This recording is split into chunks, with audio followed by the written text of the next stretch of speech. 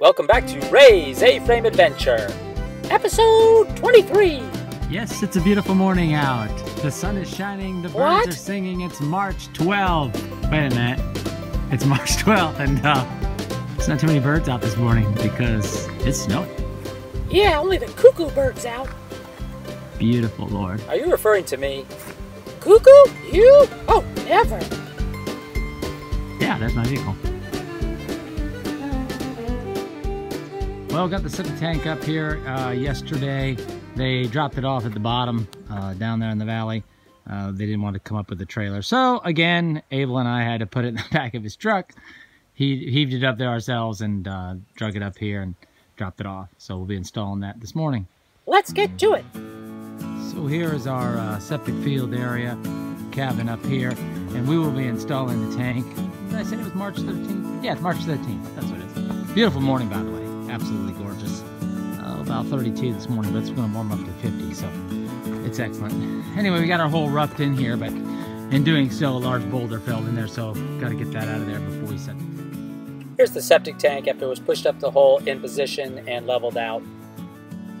I decided to go with this style of tank because it's lighter and it's easier to install, especially where you can't get a truck up to install a concrete tank.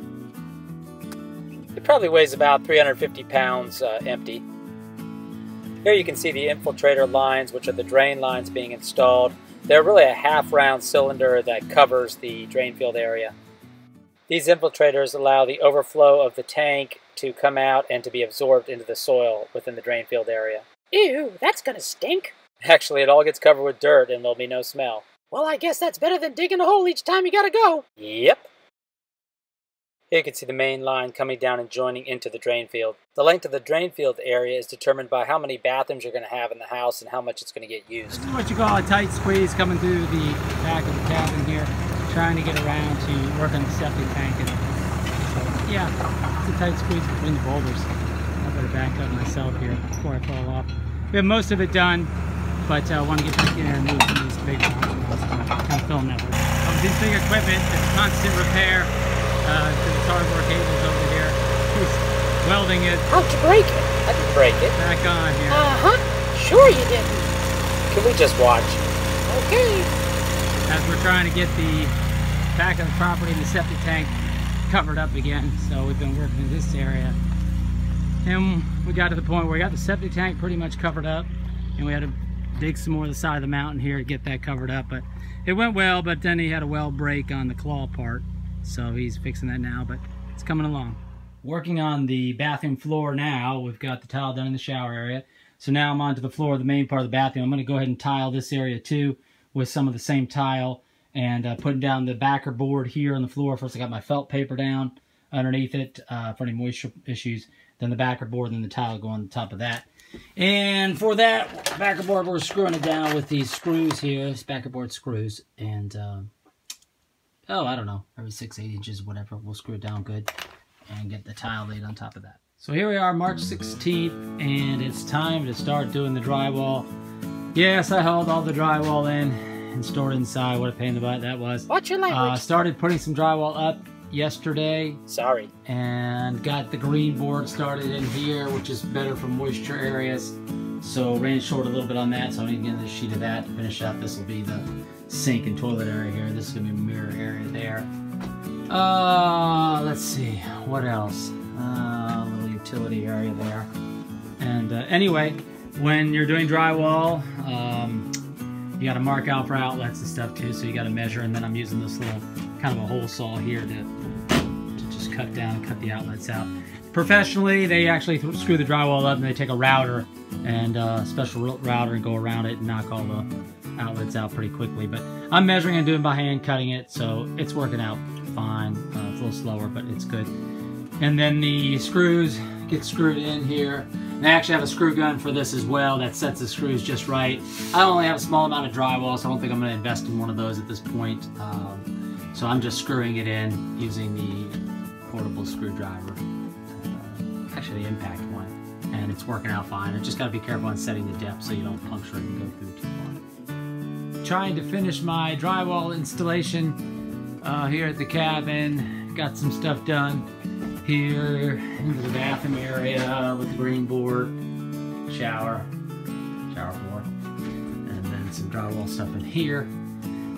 But after you get all the drywall hung, which I've done here, I've gotten all the drywall hung now, and I've got to go back in here and mud and tape these joints. And on the joints here, I've used a fiberglass tape, which is self-adhesive. You know, I don't do drywall all the time. The guys that really know what they're doing, they'll use the paper tape and they'll come along and just put it all in one pass. They'll mud it and put it in one pass. And but this kind of sticks into place, and it's actually stronger. It's better for joints, less cracking and stuff. So I like to use it. And in the corner here, I'm going to use this corner bead material, which is kind of like a, I'm not sure what it is. It's like a plasticky texture, but it's paper coated so that it accepts the drywall mud and the joint compound. And this is called the original here tape. And what's nice about this stuff, it comes on a roll here, but you can use it for the inside corner, like I'm going to do here, or you can take it and use it on the outside edge of a corner here instead of the metal bead or something else, which I've done there, and that's already kind of set up and mud's kind of drying. So, but before we put it in, we've got to install it. Before we install it, we of course cut it to length, and then let me see if I can do this here. We're going to get a little drywall mud and a joint compound. We're just going to put it in the opening here. And again, if I really was an expert at this, which I'm not, you're kidding, but I just take my time and kind of get the mud in that area there.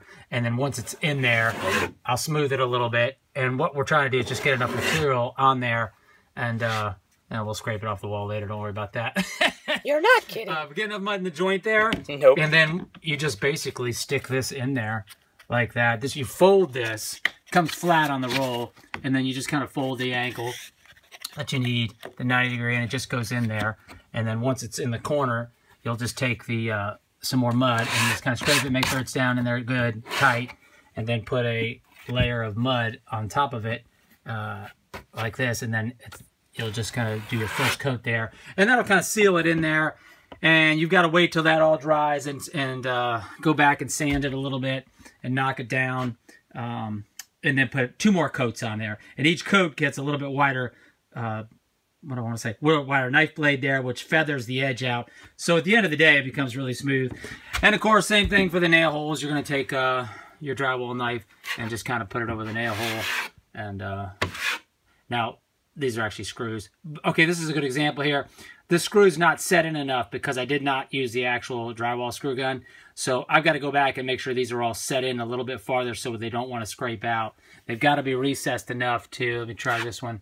Might be the same situation. It is kind of the same situation. So one more down here. Let's try this one. Oops, you missed that one. See, that one's actually good. It doesn't show through. Just a bit. It's set deep enough. And you get the idea. After you get a few coats there on there. Keep in mind, I'm doing this all with one hand while holding the phone camera. I wanted to show a little example. As soon as I move the cord out of the way. I guess it's not moving. I want to show a little example of cutting the drywall here. You make your measurement on the drywall, and then you use a big framing, a T-square actually here. This big T-square for cutting the large sheets of drywall, and use that to score. But any straight edge will work for scoring. I'm going to, so if you're going to come along here, you're going to hold your straight edge. Since I've got one hand holding the phone here, I'm going to kind of show an example here and use my foot. Doesn't really need to be on the mark. This is just a sample board. You get the idea. Okay. So you got your utility knife, and you're just going to score along here. And of course, you'd have a straight edge that would actually be long enough to cut the entire board, not like I'm doing here. Okay, line up. I'm just going to continue the line. Again, you'd have a long straight edge that would cut the entire thing in one pass. But once it's scored on one side, it doesn't really matter which side. You'll just turn it the other way. Let's see if I can do this again. Just putting a little bit of pressure. And that just immediately scores it like this. So what you'll do is you just take your knife, and then you'll just come up the back and just score that and just cut that paper through there, and then it'll be in half. So that's a pretty good way of cutting it. If you've got to cut an opening for your outlet or something, then they have a saw, a small hand saw that you use to cut that opening. But scoring the big sheets just works pretty easy. I don't think I can do this with one hand. No, can't really do this with one hand. Anyway, just like there, again, you get the idea. All right. We got it. Okay, I'm going to try to attempt to score with just one hand here and using my feet to hold stuff. Hopefully I won't cut myself. This isn't necessary. Yeah, it's not working. Not too well. All right, there's going to be a blooper here. Okay, hang on. Wait, I got this. 911, please state the nature of the emergency. My friend's missing his foot. Very funny. You should do comedy. I thought we were. Did that cut it? Yeah, it did. And then, there. So, there's your piece. And pretty smooth cut. If you need a little bit of cleaning on the edge, again, you take your saw, or you can kind of just scrape with your knife, and that cleans it right up. So last night was the first night that I was able to take a shower inside.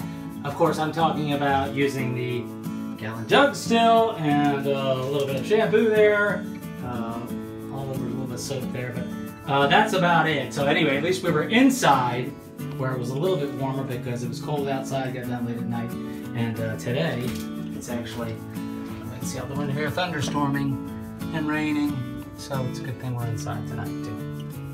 Real good thing I'm not showering outside today because it's starting to hail outside. So I heard banging on my tin roof, on my metal roof here, so yeah, it's starting to hail now. You can. Even in the hail, there's a nice rainbow that's forming over the valley here. Isn't that pretty? Quick video here of the valley again. It's Easter 2018. Beautiful day today. Oh, I don't know, probably in the 60s, gorgeous day.